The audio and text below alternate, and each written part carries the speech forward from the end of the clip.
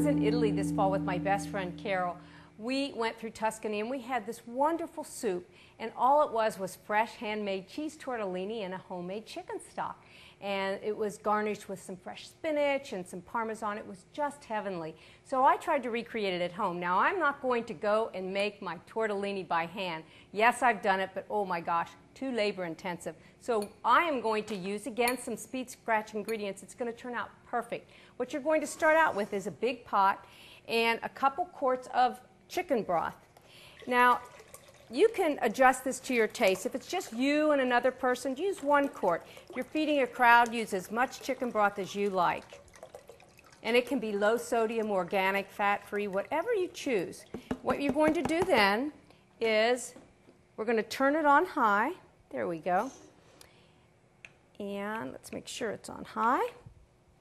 There we go. I'm going to add a clove of garlic. You can or not, but I'm going to go ahead. You know, garlic is so good for your cardiovascular system, and it lends another layer of flavor. We're going to add a little salt, just a little pepper, no salt. And then what I'm going to do is I'm going to take the Parmesan cheese rind.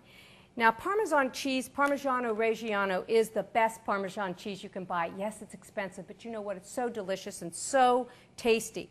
The rind is inedible, but what you can do is after you've grated your cheese, just take the rind, put them in the freezer. When you make vegetable soup, chicken soup, minestrone, chicken and dumplings, just throw that rind in there and let that flavor the broth. Now, what's going to happen is it's going to flavor, it's going to get spongy. We need to pull it out, but for now, that's all we need to do. Now, as soon as this comes to a boil, we're going to put some frozen cheese tortellini in. Now, you can use meat tortellini, whatever you like. Even the little ravioli works. This cooks in 2 to 3 minutes. So as soon as this comes to a boil, again, we're going to throw the cheese tortellini in, and it's going to sink. When it floats to the top, it's done. And then what we're going to do, we're going to add some fresh spinach, garnish it with a little Parmesan, and we have dinner. Well, I'm back, and my chicken broth for my tortellini and brodo is boiling. I added a clove of garlic and a little bit of pepper, freshly ground pepper. So what I'm going to do now, and of course I added that Parmesan rind. You can see it floating in there. We're going to take that out before we serve the soup. This is about 19 ounces of cheese tortellini, frozen. Whatever brand you like, whatever kind you like is just fine. So you want to put it in there and give it a stir again. We're going to move it over. We're going to bring it back to the boil, and as soon as these float, the cheese tortellini floats, it is done. It takes maybe 3 minutes. Well, I'm back. The tortellini and brodo is almost done. And what I've done is I put some chicken broth with a Parmesan rind, a clove of garlic in there, brought that to a boil, added my cheese tortellini, which was frozen, and in about 3 minutes, this is what it looks like. Now, when the cheese tortellini floats to the top, it's done. But we're not finished. So first of all, see if we can find that Parmesan rind to fish it out. Okay. You can see how spongy this is. You don't want to eat this, but it sure did flavor the soup. It's great in pasta sauces, too.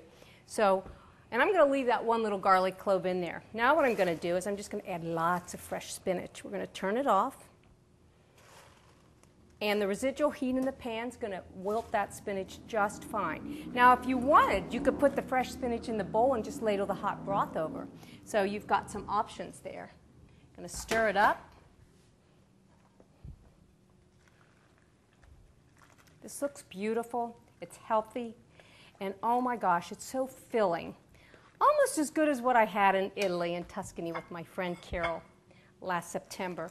And by the way, look at how quickly and how much, when you wilt spinach, you need a lot because, boy, it loses a lot of its volume. This was probably about an 8-ounce bag. You know, spinach, you're cooking by color, cooking from the Garden of Eden. Anytime you can add fresh greens to something, you do it. And you know those salad greens that we all have lurking in our vegetable bin? Maybe a couple handfuls. When you're making soups or stews, just throw those extra salad greens in, the mixed or whatever, and you'll add some nutrients, some color. You'll augment the flavor. Just wonderful.